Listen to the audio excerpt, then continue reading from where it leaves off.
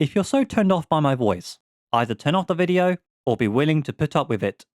Blame my speech impediment. Scream 7 is the 7th film of the 7 screaming deadly sinning queens, and I honestly hope this is the final film, but I have a stabbing feeling that there could be one more in the making.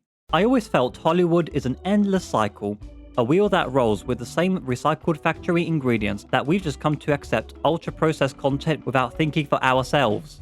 I went into this with zero expectations and never watched the trailers, and a total lack of attention to the growing critical reception. I was caught off guard by how much I actually kind of enjoyed it. It surprisingly hit the #1 spot on its UK opening weekend, even though it was not the best 7th film, and I could honestly understand why many people dislike it. Yeah, it's pretty brutal. However, let's be real, it is not as good as the original trilogy, though it's definitely an improvement over 5 and 6. As for Scream 4, well, if I'm being autistically honest, I do not remember a single thing about Scream 4, so it's not enough for me to perform an autopsy on it. What do I think of the deathly screaming Hallows? The story for Scream 7 is Neve Campbell is back as Sidney Prescott, but this time her surname is Evans and has bred a girl called Tatum. Yep, a clear nod to the Harvey Weinstein victim from the first film, which adds a layer of grime to the meta-narrative. I have been silenced for 20 years, slut-shamed, harassed, and you know what? I'm just like you. Join me, join all of us as we amplify each other's voices and we do what is right for us and for our sisters and for this planet, Mother Earth. And also had to replace one of the charmed sisters. Sydney's arc is essentially sheltering 101, when it comes to how parents tend to shelter their kids due to their traumatic past never going away and how it affects their parenting, so the kid rebels and they argue. I hate you.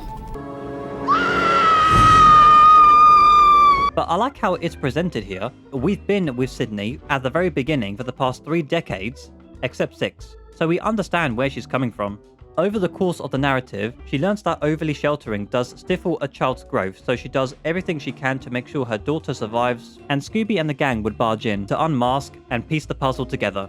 Her daughter Tatum wants to be her own person, but struggles very hard because she has been sheltered all her life, which is a very compelling character growth for her. This even makes me think about the majority of Gen Z and Alpha and now Beta kids who are brought up to be tech-consuming generations with little life experiences, which could mean most of us would die if we were to go to war one day. But who would be the killer in this film? Well, this review is a non-spoiler, so what you see is what you get. I watched the trailer after I watched the film, and honestly, the trailer is an absolute joke. It just made me question why trailers give away way too much. Clearly says something about how audiences can't digest subtlety. I mean, that's what I just see. Well, because of the trailer's current amount of views, the film began with a lovely couple visiting the site where the murders happened in the original, which has now turned into some museum tourist attraction, and what do you know?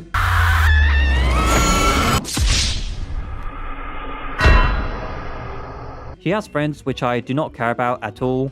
Their chemistry provides the verbal humanity that was missing from the very saturated entries of the last few years. Whoever is the casting director definitely deserves a raise, because I just realized Mr. Evans turned out to be the banker from Spider-Man 2.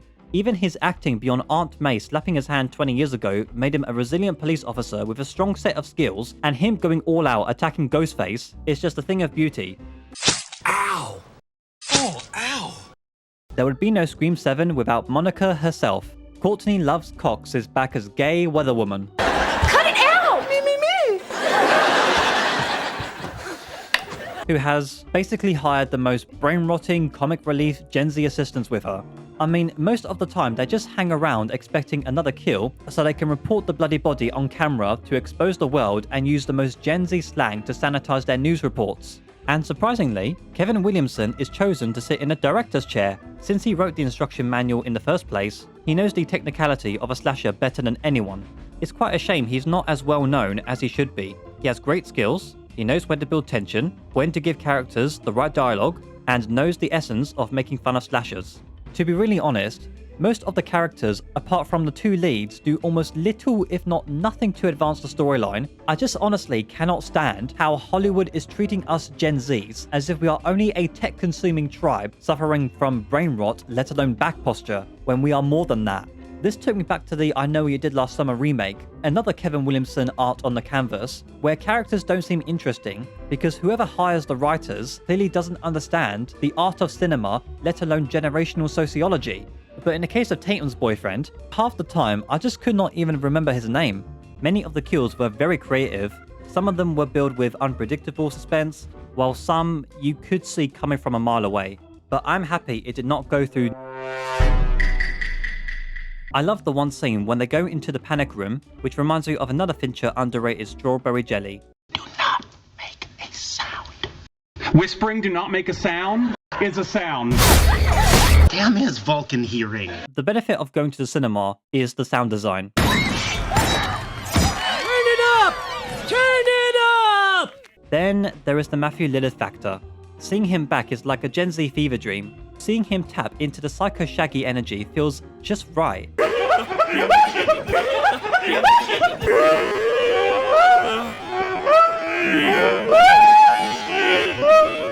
Even if it makes little to no sense in the actual communiverse of the plot. But then we get to AI. Yes, incorporating artificial intelligence into a slasher feels like a corporate sanity trying to stay relevant, and it creates a muddled logic that occasionally trips over its own feet. Not in my movie. There are key scenes where the AI is believable, but at times when it is so noticeable. The film thrives when it focuses on the anatomy of Sydney's survival, but it falters when it tries to be a saturated modern tech thriller. It's a film caught between two worlds, the grime of the past and the sanitized future of Hollywood. The first three films paved the way for horror satire, but to me it should have been just a trilogy.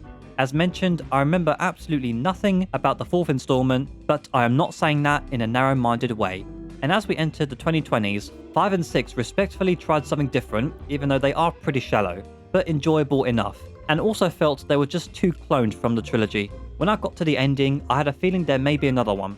However, according to Williamson, he stated he will not direct Scream 8 and will leave it up to other directors. So the parent of the franchise has already given their child up for adoption. But I really hope 8 should be the end and no more. Overall, Scream 7 was promising, but it may not hold up well compared to the trilogy. The characters are very one note, and decision making is very off, but at least the storyline was fresh enough for me. The performances were great, technicality was top notch, and I would certainly be happy to watch it again. I was thinking of giving it a fair 4, but for now I'm going to give Scream 7 a confident 5 out of 10. It's the definition of average, but in a world of vegetable sequels, average is almost a compliment. Ooh. If you enjoyed my review, make sure to like, comment for feedback, and let me know what you think. And if I missed something, share and subscribe to keep this channel going. Now why don't you mate like a tree and get out of here.